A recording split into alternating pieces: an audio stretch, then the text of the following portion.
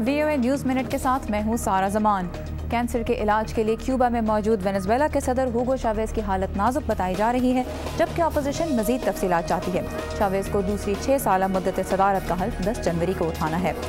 भारत में पिछले माह जिनसी ज्यादती से हलाक होने वाली तालिबा के वालिद ने तमाम मुल्जिमान के लिए फांसी की सजा का मुतालबा किया है। दूसरी जानिब इंडियन बार एसोसिएशन का कहना है कि उसके वकला मुल्जिमान का दिफा नहीं करेंगे।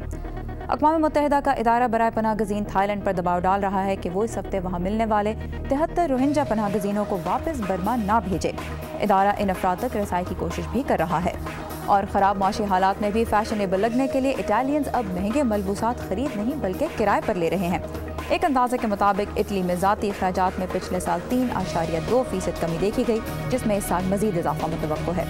आप देख रहे थे VOA न्यूज़ मिनट। मजीद खबरों के लिए आइए urdu VOA.com पर।